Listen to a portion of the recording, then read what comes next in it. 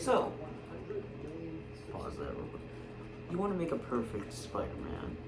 A very hard task to do indeed, because, well, shut up. Okay.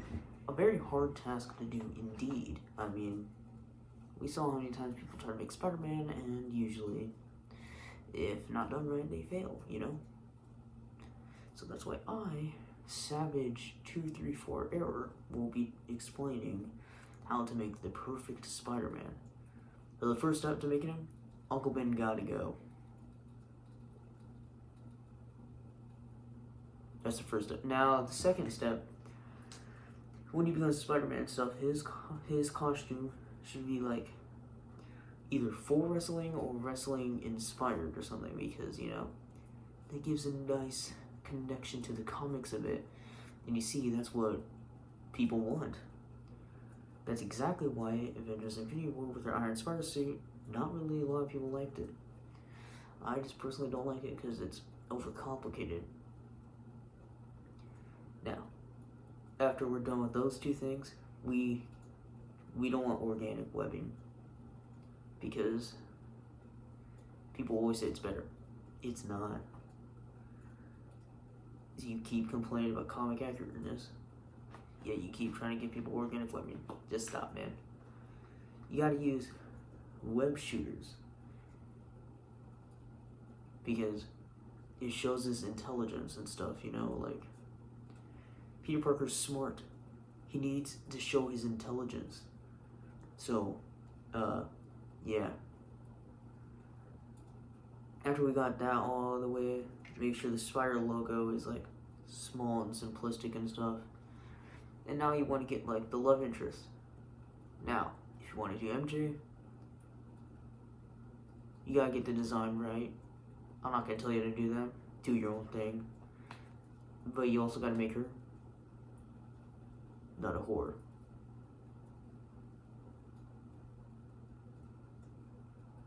If you choose to do Gwen Stacy, then kill her off in like a few films or something, because that's what's supposed to happen. Gosh, I'm a terrible person. But now you might be deciding, well, how should I do the villain? Should I go with one of the big villains like Green Goblin or something? Or should I go with the Wall? That's a real villain, by the way. Well, here's the thing. It doesn't really matter which villain you use, but, you know, just know it may impact the future a bit. So, yeah, when you're choosing a villain, make sure, like, you know what you're doing. I personally, what I'd use for our first film would be, like, the Chameleon or something, because, we've never gotten anything about the Chameleon, really. He needs his time to shine. And after all that, you need to get the web swinging right. Now, you should probably use inspiration from Todd McFarlane, because, well, it's literally the best looking of every single one, in my opinion. And you should also make it that they move really fast and not slow and lanky and stuff. And make sure the webs are like rope kind of, you know, but also make them light looking. And the most important thing in order to make it a Spider-Man, make him make jokes. Mother Hubbard, somebody's been a bad lizard. I guess you haven't heard, I'm the sheriff around these parts. Pizza time. And so much more. You need those jokes in, because that's just how Spider-Man is. He always makes quips and all kinds of other stuff, you know? He needs to do all that stuff. I swear it's but you need to do all that stuff in order to make him actually Spider-Man. I swear I keep hearing a freaking fly. It's not even funny. And after all of that, I don't think we're done, guys. Gosh dang it. You gotta make him hunt down his the killer of Uncle Ben. He doesn't have to kill him, but I'm just saying he has to try to hunt him down at first, because wouldn't everyone do that? Like, you know, you should also introduce Harry Osborn or something. Don't do what the Amazing Spider-Man 2 did and introduce him in that film acting like they've been friends the whole time but never mentioned him any time before that film existed. And also, please do not make your jokes for Spider-Man like, did you get it? Because, like, don't explain the joke. It's a lot funnier if you don't put a did you get it. It's a lot funnier if you just let the joke stand out for itself. Because if you put the did you get it and stuff, it becomes really hard to laugh at it. It's like when I'm watching a show or something, and they put a freaking laugh track in it or something. Suddenly, it's not as funny as it is, because now I don't really have a reason to. Not only is it because there's someone laughing at me, but also it just takes away the funniness. Maybe that's just a me problem, I don't know. Maybe everything's a me problem. I mean, look at me, I'm wearing a Spider-Man mask at 1 o'clock in the morning. You know how hot it is wearing this thing, actually? It's actually really hot wearing this thing. And also, please continue the comic-looking covers, like how Homecoming and the rest of the films before do. Because as soon as Far From Home and No Way Home came in, I didn't really like their covers. Or at least it just shows like that on Fandango at Home. I don't know why. But I really like the covers where it shows Spider-Man and then it shows the villain with a comic-looking print thingy. I don't know how to explain it. I think I need English lessons, even though English is my first language. Maybe I should put that into my next Duolingo lesson. And also another thing, please do not introduce Miles Morales super early. Or if you don't even want to, don't even introduce Miles Morales at all. Because I feel like it's such a problem with Spider-Man stuff nowadays. Like, they can't really just live for a while with just Peter. Like, they always have to introduce Miles Morales super early and stuff, or all kinds of other stuff. Like, let him be. And, like, come on. And please do not do the Spider-Man clone catastrophe of a comic plot.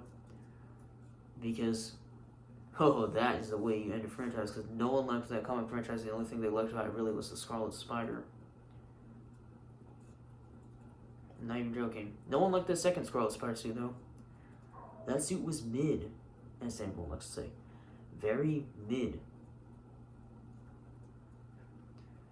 And since Sony owns PlayStation and stuff and Spider-Man, you gotta add those beautiful references, like someone playing Spider-Man in the background, or hear me out, Little Big Planet, which you can see in Homecoming. Don't believe me, look it up. By the way, love that game so much. Freaking nostalgic nowadays. I don't know why. I ask everyone if they heard about the game, and they say they never actually heard of it. I think you guys can already tell there's no script whatsoever. I'm just saying crap at the top of my brain. Also, don't overcomplicate the spider suit, please. Like, and don't make skinny lenses or anything, because they don't really look that good in my opinion, unless it's like Superior Spider-Man or something.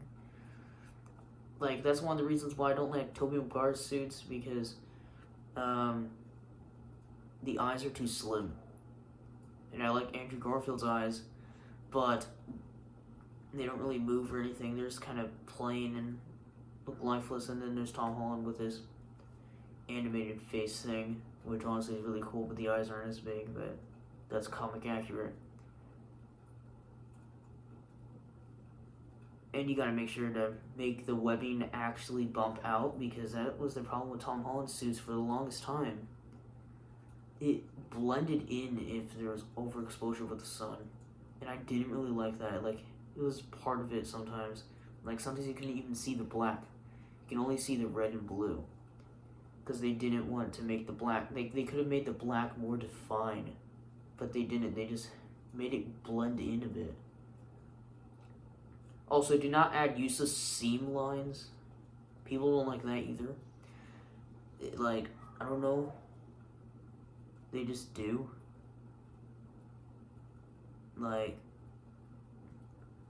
Okay. And make sure the back logo is good. Because people will complain if the back logo is either non-existent or bad. Do not overcomplicate the spider logo because nobody likes that either. What am I doing with my fingers? Arigata uwu? What? What?